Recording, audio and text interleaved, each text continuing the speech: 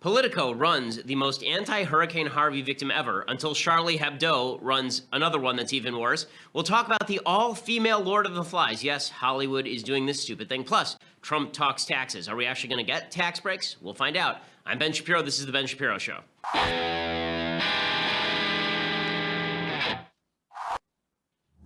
All right, another day, another dollar. We're here with you, and we're going to go through all of the news of the day.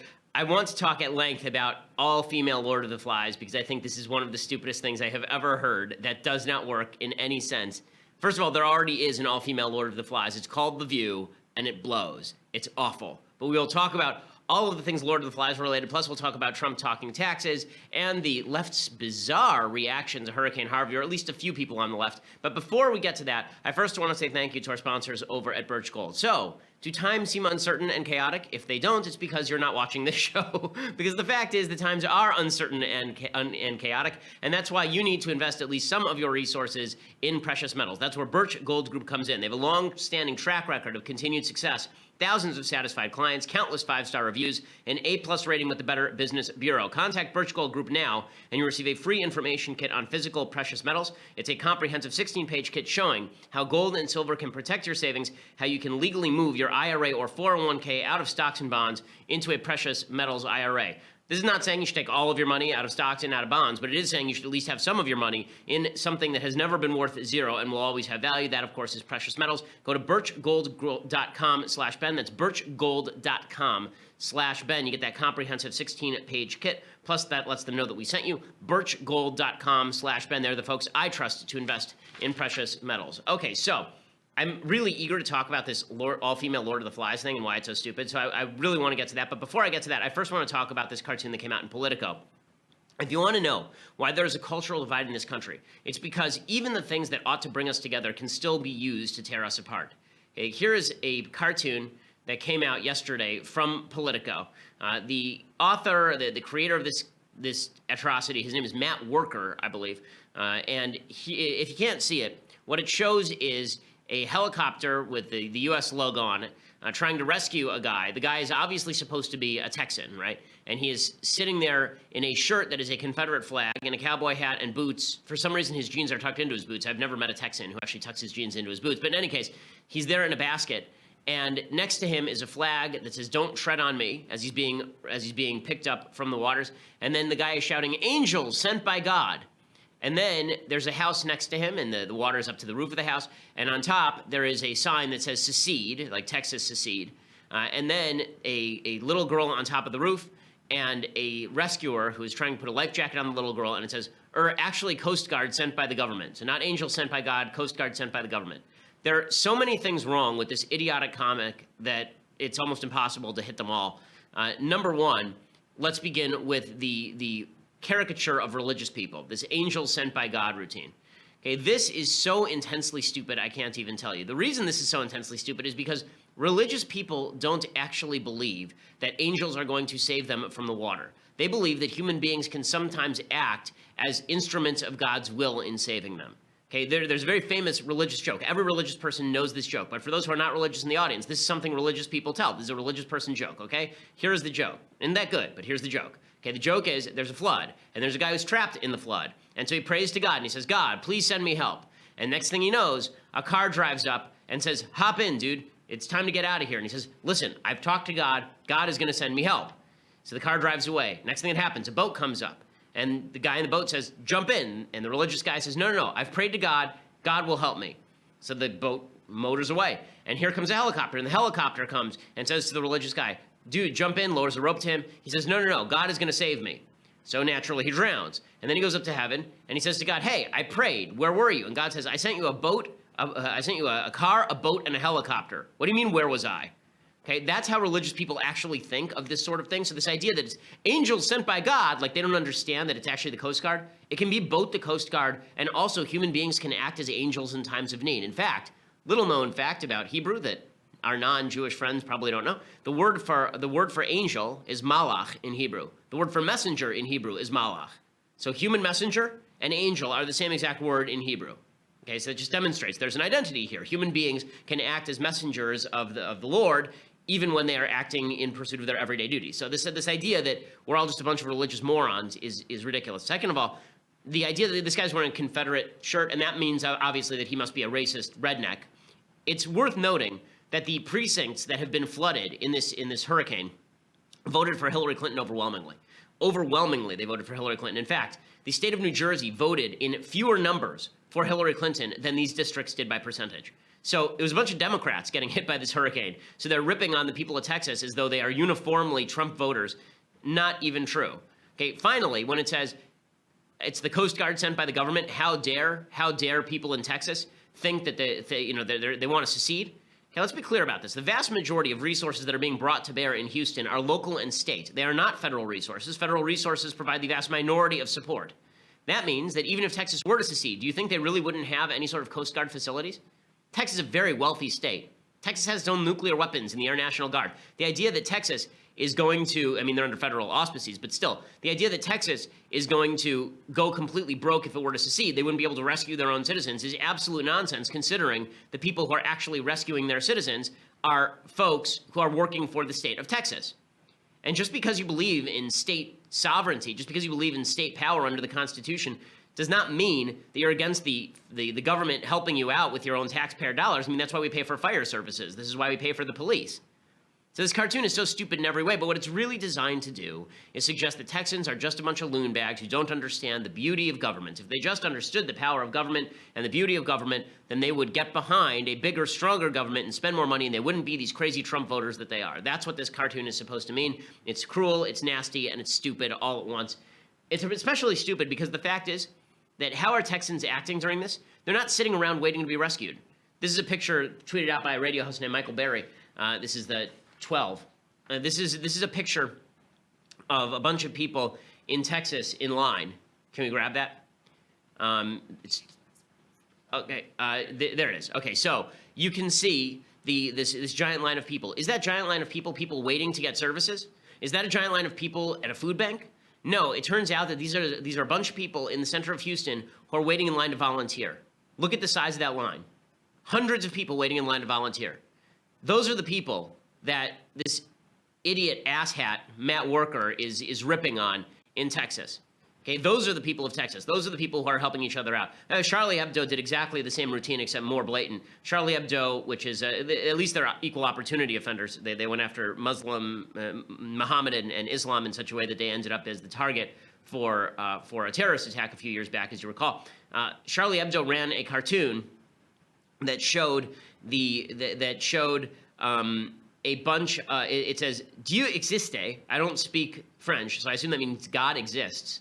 And they are celebrating the flood because it's a bunch of people, you can't see it, but I'll describe it to you. It's a bunch of hands going up in the Heil Hitler salute and a bunch of Nazi flags that are halfway underwater. So it's a bunch of Nazis who are drowned. It says the cover of the magazine is totally captioned, God exists. He drowned all the neo-Nazis of Texas. Again, the districts were a bunch of Democrats. Second, the people of Texas are not neo-Nazis. This is insane. The racial makeup of the city is not, let me give you the racial makeup of the city of Texas according to the census of 2000. Okay, it's 49.3% white, which includes Hispanic. Okay, 25% black or African American. So that means that this is one of the most diverse cities in America, and they're saying that it's a bunch of white supremacists. But again, the left stereotypes have no end here, and they're really quite horrifying and disgusting. And you wonder why people react by saying that they'll vote for Trump. It's because they're reacting to stupidity like this. It's because they're reacting to grossness like this. Okay, so the truth is that the vast majority of people are not reacting well to these sorts of cartoons. Even the left was a little upset with Politico revealing the hard left's biases. Charlie Hebdo's cartoon is not going over like gangbusters, but it does demonstrate the cultural stereotyping that goes on of people in Texas, that everybody thinks that people in Texas are a bunch of rednecks outside of Texas, and that cultural divide is getting worse, not better. I mean, to the point where when Chris Pratt, the actor, said at one point that Hollywood doesn't do a good job of appealing to blue-collar Americans outside the major cities, and he was ripped up and down by the left and then forced to backtrack. It's true. Hollywood does a horrible job of demonstrating what it is for people who live outside the major cities, because the vast majority of people who populate our pop culture are folks who are from major cities. They're people from LA. I've lived here my entire life. People from New York, people from Chicago. They mostly come from big cities. The myth of the person who comes from Kansas and hits it big in Hollywood, it happens, it's true, but the vast majority of people who work in Hollywood are from Hollywood. The vast majority of people who write are from New York or Hollywood. The vast majority of people making our entertainment are like that. And that's why they have such scorn for people that they've never met halfway across the country who are suffering at this time. Okay, so with that said, I think that also demonstrates, now I get to talk about my favorite subject, the all-female Lord of the Flies.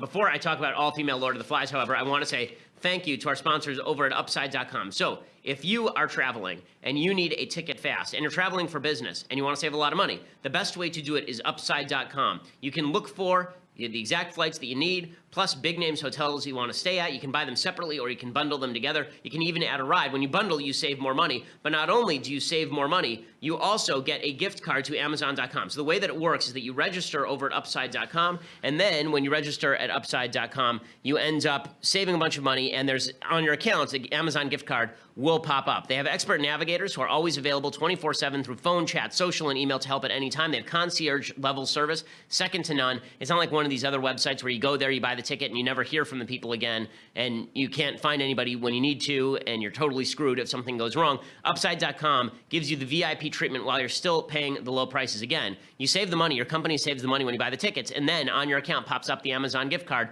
that you personally can use, which is super awesome. When you use promo code BEN, you are guaranteed to get at least a $100 Amazon.com gift card on your package purchase with minimum purchase. So go over to Upside.com and use the promo code BEN. You're guaranteed to get at least a $100 Amazon.com gift card on that package purchase. Again, use the promo code BEN. You get that $100 gift card, and of course, you let them know that we sent you. Okay, so here is what we know about, when I say that Hollywood is out of touch, I mean that Hollywood is seriously out of touch. They're planning a movie that makes no sense, the all-female Lord of the Flies. Why do I think this is important? Because I think that it is important to understand that the left's perverse and weird notion of what exactly men and women are, boys and girls, is exactly that. It's weird and perverse. So if you actually read Lord of the Flies, it is a book about boys becoming men. It is a book about what happens to boys in the absence of civilization. It is a book about the violent nature of particularly men. And it's funny that they'd want to do an all-female version of this, because the fact is that one of the things that feminists are constantly ripping about men is that men are violent, right? This is the routine we got from Hillary Clinton. That if Hillary had been elected president, there would never be another violent thing that happened ever, because all wars in history have been men. You get that routine from the feminists all the time, but now they want to do Lord of the Flies, which is based on physical violence being done between groups. I guess that now that they've done the all-female Ghostbusters, and that was such a smashing success and such a horrible movie, and now Scott McGeehee and David Siegel have made a deal at Warner's to direct a new version of Lord of the Flies. They plan to be faithful to the novel with one major twist. The young students stranded on a remote island who descend into a savage social order will be girls. And so here's what they say. This is quoting Paul Bois over at Daily Wire. David Siegel says, "We want to do a very faithful but contemporized adaptation of the book." First of all, why would you have to do a contemporized adaptation of the book? It's literally a bunch of boys stuck on an island. Does that need a lot of updating? It's not like you're updating Shakespeare or something and you have to update the language. It's not like there are a bunch of cultural totems in Lord of the Flies. Literally, there is a conch shell. That is the entirety of the props in Lord of the Flies. Okay, there's like a pig head. That's pretty much it. I guess they can have Lena, they're the glasses, that's true. Thank you, Taylor. I guess that you could theoretically cast Lena Dunham as Piggy, which might make some sense. But David Siegel says, "We want to do a faithful but contemporized adaptation of the book." It says, "It is a timeless story that is especially relevant today with the interpersonal conflicts and bullying and the idea of children forming a society and replicating the behavior they saw in grown-ups before they were marooned." That really is not what the book is about. The book is really not about that. If you've read the book is really not about them imitating the adults. The point of the book is they get to the island and they realize there are no adults here. We can do whatever we want. That is the first 3 chapters of the book. Have they even read it? The entire point of the book is that man without civilization descends into anarchy and violence. That's the entire point of the stupid book. And the book isn't stupid, but this is ridiculous. McGeehee says, "The subject matter is aggressively suspenseful, and taking the opportunity to tell it in a way that hasn't been told before, with girls rather than boys, is that it shifts things in a way that might help people see the story anew. It breaks away from some of the conventions, the way we think of boys and aggression." We don't think of boys and aggression. Boys are aggressive. Okay, I have a girl and I have a boy. The girl is 3.5 years old. She is calm. She is delightful. She is not aggressive. I have a boy who is 1.5 years old. I love him very much. He is awesome. He also will beat the living crap out of you if you cross him. Okay, he's a boy. That's what they do. That's just what they are. Because people still talk about the movie and the book from the standpoint of pure storytelling. It is a great adventure story, real entertainment, but it has a lot of meaning embedded in it as well. We've gotten to think about this a while as the rights were worked out, and we're super eager to put pen to paper. So they say this is just ridiculous. Okay, a few things about this that are particularly ridiculous. First of all, boys and girls are not the same. This is one of my pet peeves in film. It's one of the reasons I think I said on the show, Atomic Blonde failed. I think the reason Atomic Blonde failed is because the character could have been a man and there would have been no difference to the story at all. Like legitimately down to the seduction of a woman. Like there's literally no difference in Atomic Blonde between her being a man and her being a woman. Any movie where there's no difference in the main characters, like an action movie that actually implicates the differences between men and women, any movie that focuses on men and women being exactly substitutable, being exactly the same, it just does not work that way. It doesn't work for the viewer because the viewer knows there are differences between boys and girls. Here's the fact, okay? The movie would not work in any real sense because girls do not act the same as boys. Quick question for you. How many physical fights, not like yelling at each other and then crying on the phone fights, like physical fights have most girls been in? Most girls have been in very, very few physical fights, if any. The vast majority of girls that I know haven't been in any physical fights. How many fights have the vast majority of boys been in? The answer is probably greater than 5. Boys, particularly young boys, fight with each other all the time. They have physical fights with each other. Their violence is their arguments escalate to physical aggression in short order in a way that girls don't. Girls don't sit around smacking each other in the face, okay? That's not what girls do.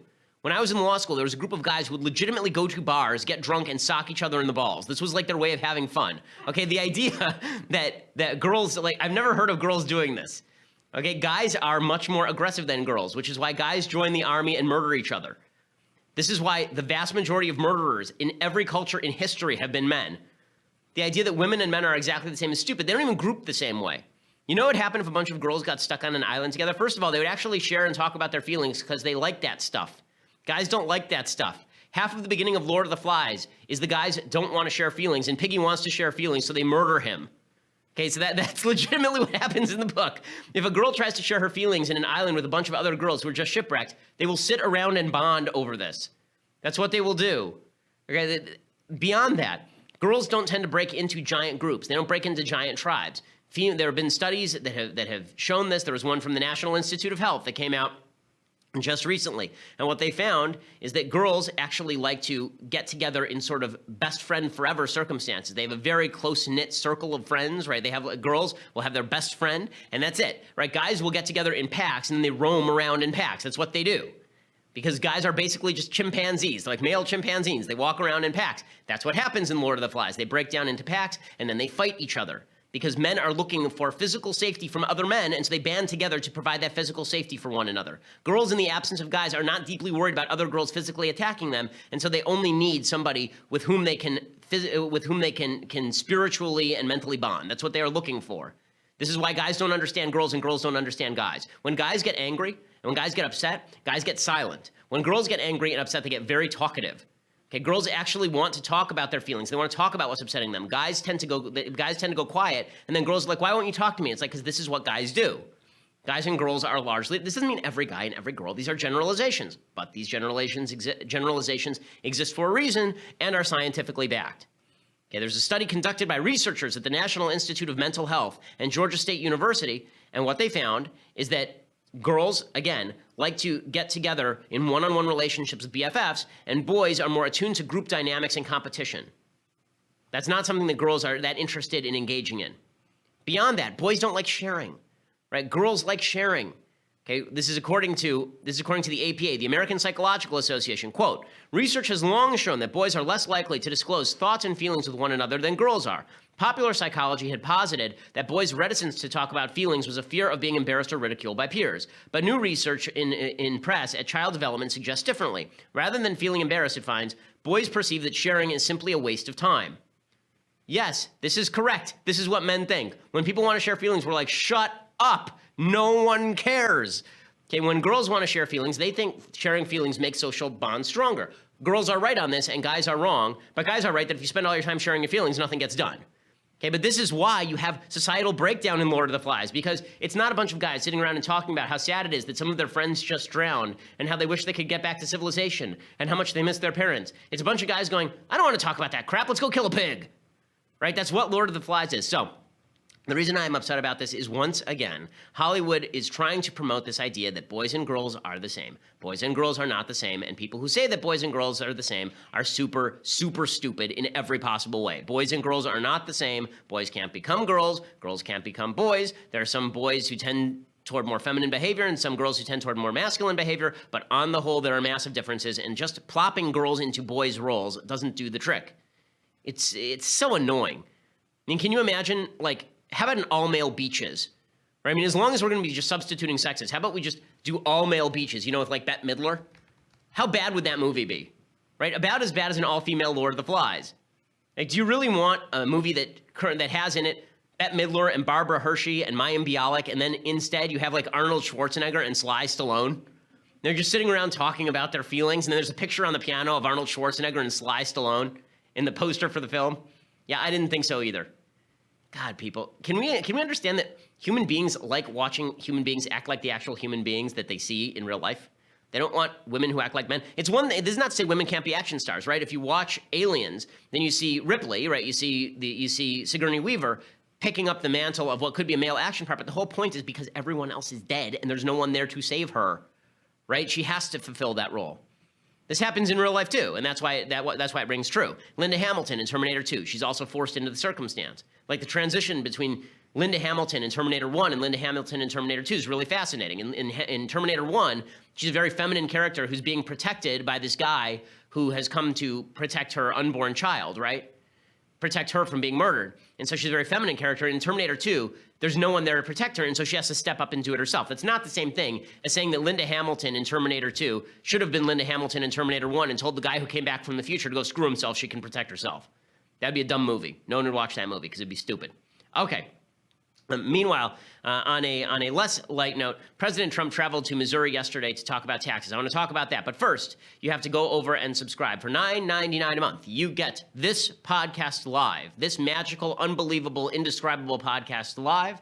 You get it later without commercials. You get it on video. Plus, you get Michael Knowles' interminable show. You get that in about an hour, or a couple hours, I guess, 12:30. You get Andrew Klavan's show coming up at 10:30 as well. Both of these are excellent shows, and you should go watch them and subscribe for $9.99 a month to do so. Also, if you want the annual subscription, then you get this, the very finest in all beverage-carrying vessels, the Leftist Tears hot or cold mug. You may have been told by others that it is not up to snuff. Their names may rhyme with Fleven Clowder, but that does not mean that what he says is true. That is fake news. This is the greatest mug available. This tumbler, it's spectacular. And you get that with an annual subscription of $99, which saves you a lot of money off the $9.99 monthly subscription. Do a little math. You saved $20 if you actually get the annual instead of the monthly. You see, I just did that in my head. Amazing. You get all that. Okay, so if you just want to listen later, go over to iTunes or SoundCloud, subscribe, leave us a review. Always helps us with the rankings in iTunes, and we appreciate it. We are the largest and fastest growing conservative podcast in the nation by a long shot.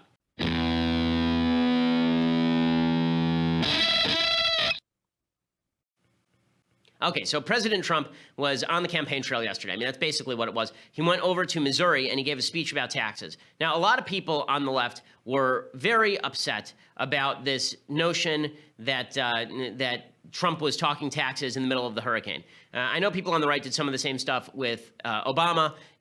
Do I think it's a huge deal that he made a speech on taxes in the middle of the hurricane? I don't. Do I think he should have delayed it? Probably. It seems like a little, not untoward so much, but just it doesn't seem like great timing. If you want to make headlines about taxes, don't do it in the middle of the worst natural disaster, in one of the worst natural disasters in the history of the country.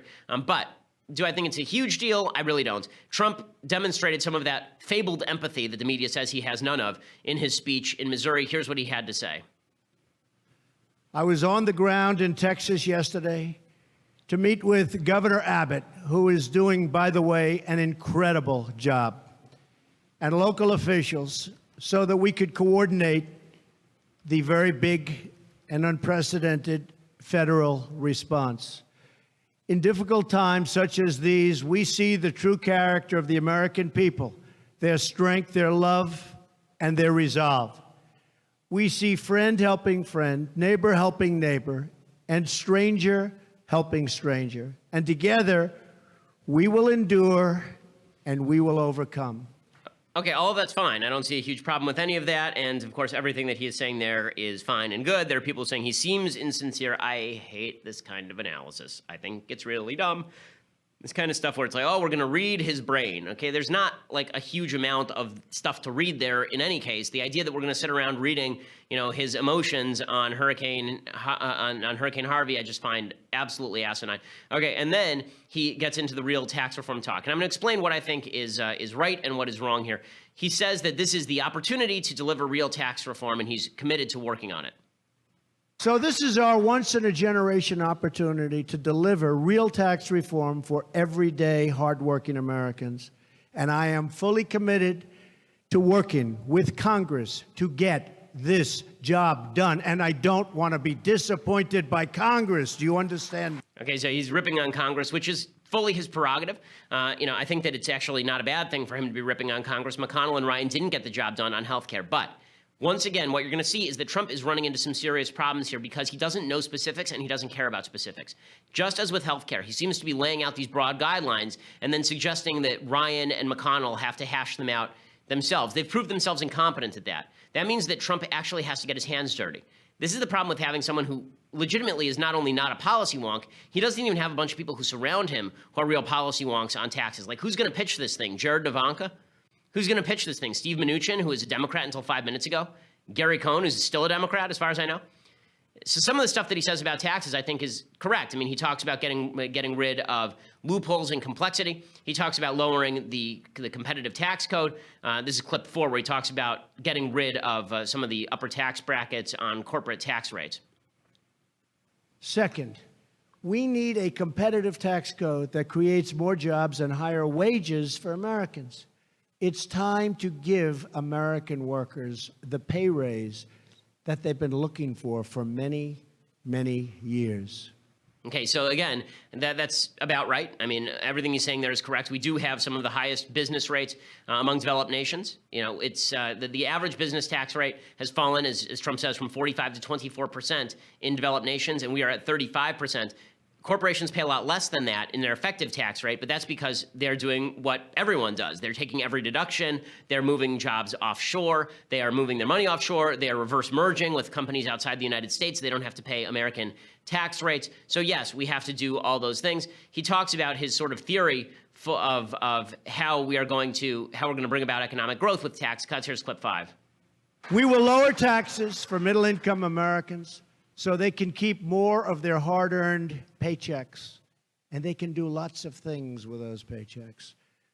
And that really means buying product ideally made in this country. This is a theory that's often put out about tax cuts in general to the middle class. First of all, the middle class is not the hardest hit bracket by any stretch of the imagination by taxes in the United States. It is the upper class that is hit by the top tax brackets. They are destroyed by the top tax brackets. The top 5% of income earners, let me look up the exact statistics. They pay, I believe, something like 30% of all taxes. The top 1%, is according to CNBC, not exactly a leftist source, a right-wing source. The top earning 1% of Americans pay half of federal income taxes for 2014.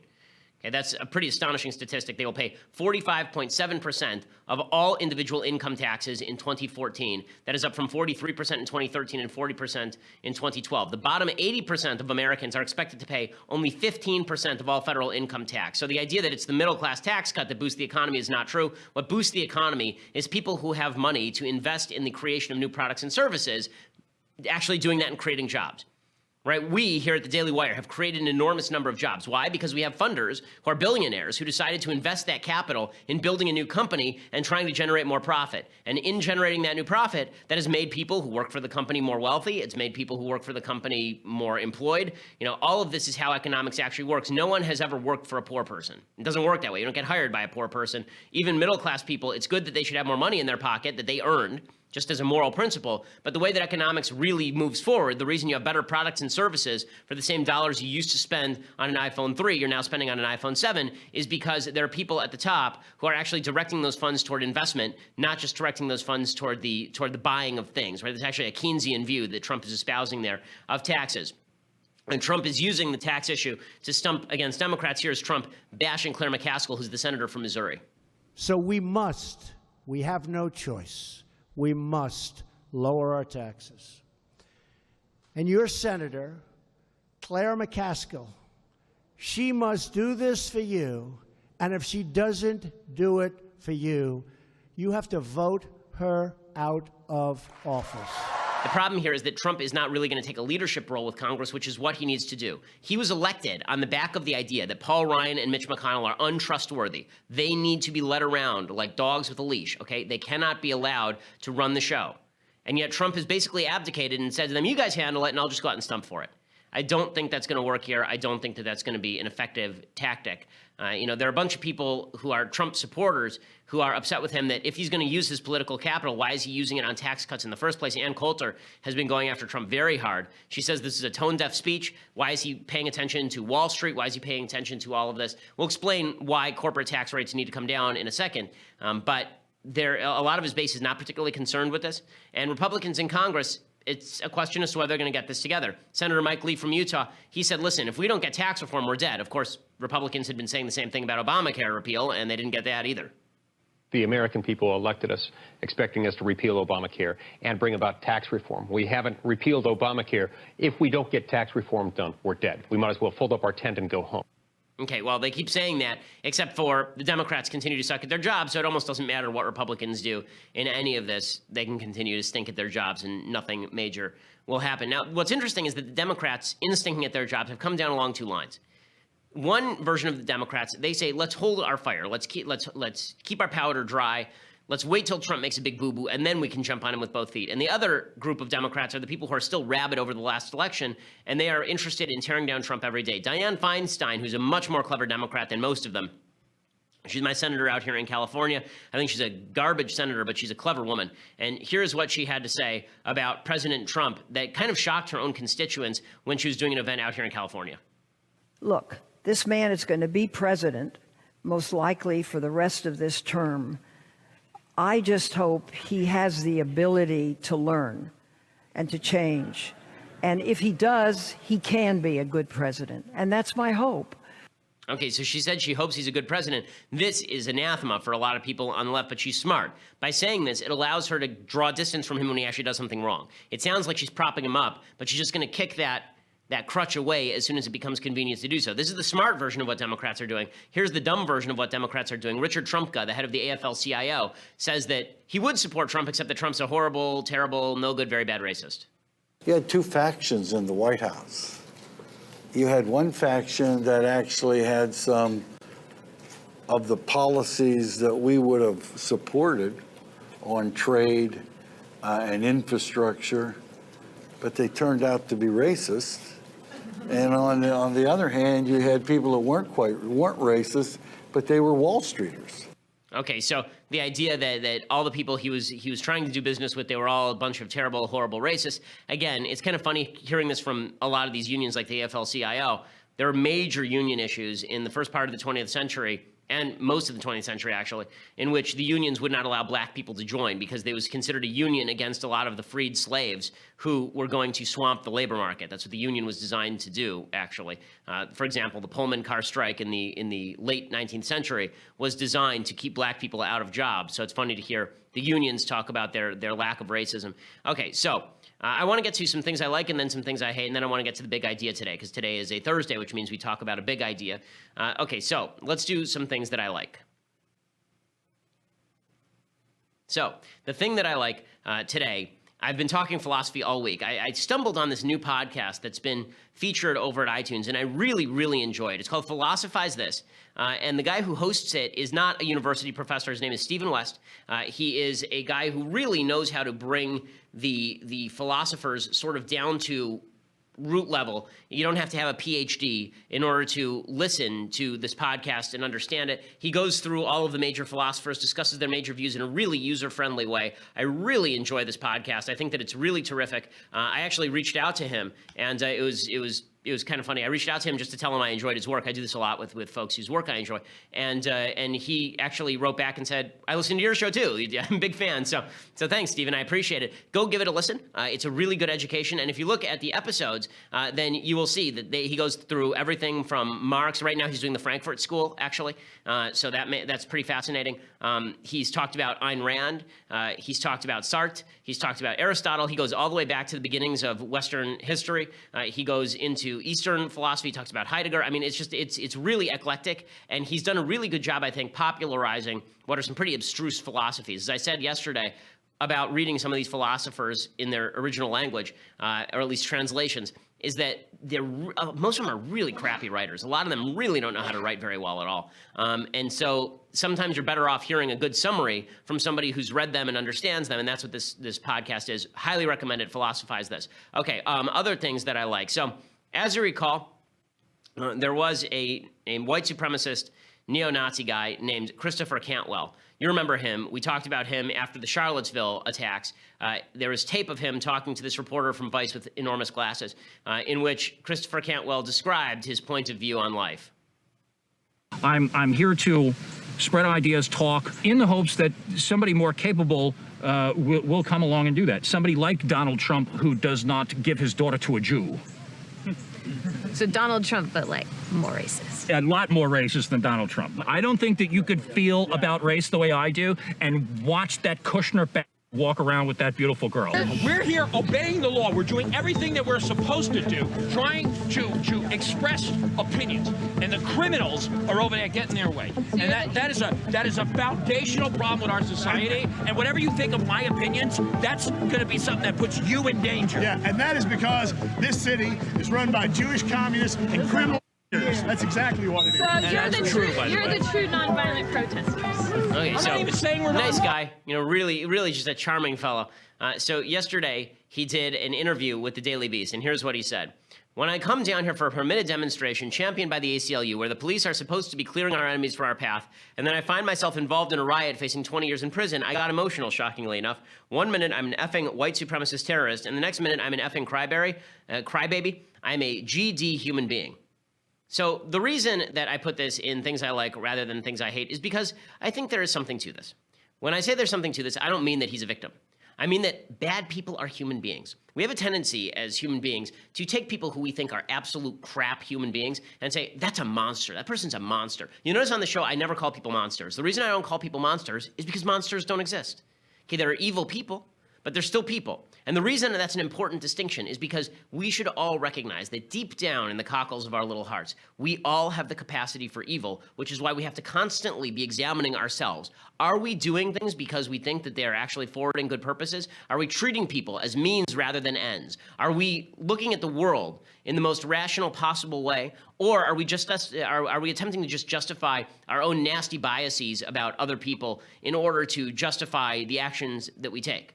Right? We all have the capacity. I mean, it's sad to say this, but we all have the capacity to become somebody like Christopher Cantwell. One of the things that drives me absolutely up a wall is whenever people discuss the Nazi period, they treat it as though it was like a collective psychosis just came over Germans.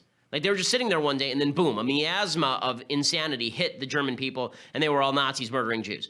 That's not how evil works. Okay, it didn't work that way in the Soviet Union. It didn't work that way in Germany. There are a lot of people who you would consider very good who went along with Hitler because they thought they were doing the right thing for their country. There are a lot of very good people who went along with the Confederacy because they thought that they were doing the right thing, and it turned out they were believing something really evil in order to justify their own behavior. Everyone has the capacity to be evil. Okay, this is the difference between the religious and, by the way, scientific worldview and the sort of post-Enlightenment rationalistic secular humanist worldview. The post-Enlightenment worldview of the secular humanists is that human beings were created to do good. It's only our circumstances, our social environment that has made us bad. If it weren't for that social environment, we would have the capacity to rise to the stars. The religious worldview says we are born essentially sinful creatures. There are limitations to our good, and we can try to overcome them. The Jewish view is that your good side and your bad side are basically fighting it out. There's something called the Yetzer Hara, which is your desire to do evil, and then there's your Yetzer Hatov, which is your desire to do good, and those are in constant conflict with one another. You know, that notion is a lot closer to the scientific notion of what human beings are. We are not blank slates, as John Locke actually thought. We are much more akin to the sort of pre-written vehicles that David Hume or Immanuel Kant talked about. These folks who thought that we were stamped with the imprimatur of nature and God, and that means that we are capable of both good and evil. We can all become this piece of garbage, okay? He is a human being. He is a human being. That's not a recommendation for him. It's a warning to us. Okay, the label human being isn't a recommendation of evil human beings. It's a warning to us that we can become evil human beings. So that's why I put this in things I like. Okay, time for a couple of things that I hate. So Michael Eric Dyson, who I believe is a professor over at Georgetown, he was giving a speech yesterday, and once again, he's trotting out this same nonsense they say about Mitt Romney, that if Donald Trump doesn't like you, it's just because you're black. So he suggests that Donald Trump doesn't like Barack Obama, not because he disagreed with Barack Obama or thought he was a bad president, but because he hated the fact that a black man was in charge. The reason we are here is to remind this nation that God is still on the throne. That no matter how much power you think you got, you ain't God. Now, let's be real. We ain't said much about it today, but we know part of the problem going on now is because one guy in office hated the guy who came before him. You just mad a Negro was in charge. The anti-blackness that we see manifest with lethal ferocity and troubling reality is mirrored in the fact that ye just hate the fact that a black man was in charge. Smarter than you. I'm so tired of this nonsense. Maybe Trump just didn't like Obama because he didn't like Obama and he doesn't like lots of people. This attempt by the left to paint everything as racist, including the things that Republicans hate. Everything Republicans hate is because of racism. It has its natural outcome in cartoons like that idiotic cartoon that you saw at Politico or the one from Charlie Hebdo. If you disagree with Michael Eric Dyson, it's because you must not like having a black guy in charge, not because you thought Obama was a crappy president. Okay, I want to get right to the big ideas before we run out of time here. So I want to talk about taxes and why it is imperative to lower taxes. Okay, so this is something called the Laffer Curve. This is a very famous thing. I'm going to explain to you what this means. Okay, basically the Laffer Curve, which is something that an economist named Art Laffer basically drew up on the back of a napkin to show to the Reagan administration, and this became sort of their guiding policy. What he said is, if you are, there's tax rates, 0 to 100%. And then there's tax revenue, how much the government takes in. If you go to 0%, the government takes in $0, right? Because if you take 0% of anybody's income, the government has no money. If you take 100% of everybody's income, the government also has $0 because people just stop producing. Why would you produce for a government that's just going to take your money anyway without compulsion? That's what the Laffer Curve shows. So he says is there's some point in the middle of that curve where you reach maximum possible tax revenue brought into the government. And what you see is that historically speaking, every time taxes are dramatically decreased, income to the government, revenue to the government goes up. So when tax rates were slashed dramatically during the 1920s, dropping from over 70% to less than 25%, personal income tax revenues increased substantially.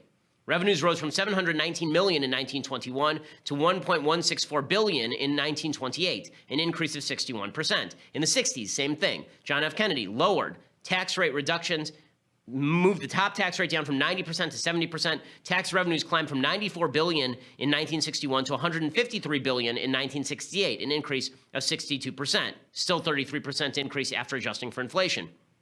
Under the Reagan tax cuts, the tax revenues received by the government rose from $517 billion to $909 billion in 1988. That's because of the Laffer Curve, right? The idea is that we're too far over toward the right side of this chart. Well, if this is behind me, the left side of this chart, we're too far over toward the left side of this chart, and therefore we have to move back toward the place labeled T. And that's almost always true because the government is always going to be on the side of taking too much revenue, not too little. The problem with the Laffer Curve is that people have begun using the Laffer Curve as an excuse for what tax rates ought to be. Well, you see, a lower tax rate would be better because the government can then take in more money. Okay. The Laffer Curve is a defensive argument for conservatives, not an offensive argument. The argument in favor of lowering taxes is not we want the government to have more money. The argument in favor of lowering taxes is that you deserve to keep your own money because you're going to use your money better than the government will. And then if somebody says, well, but that's going to lower the amount of money the government has to spend, then you say, well, no, not necessarily. If you move the tax rate down, the government can still take in more money because the economy grows as a whole. But people have started using this on the right as an offensive argument. You see, we should lower taxes because then the government can take in more money. The problem with this is that Democrats always have the easier argument, which is they say, well, what if we're actually below that point T? What if we just move the point T up? What if we just move the tax rate up? Because maybe we're actually on the wrong side of this curve. Maybe if we move the tax rate up, then we'll hit the point where we've reached maximum government revenue. So this is a defensive argument, not an offensive argument to be used. But the idea that lowering taxes inherently leads to deficits is not true long run. In the short term, it's true, because anytime you lower the amount of money that you're taxing from people, in the next year, you're going to get less money. But over the next 5 years, you'll get more money because the pie itself will expand. This is what they call dynamic scoring. When you hear people talking about Congressional Budget Office views of how the economy is going to go over the next 10 years, Democrats like to use what they call static scoring, assume that the economy stays exactly the same. And Republicans like to use dynamic scoring, assume that the economy is going to shift and grow as a result of the economic policies that we take today. So there's a little bit of background on the Laffer Curve. So when you hear people talk about it, now you know what the Laffer Curve is, why it's important, and what exactly it means. Okay, we'll be back here tomorrow with all the latest updates, and we'll do the mailbag. I'm Ben Shapiro. This is The Ben Shapiro Show.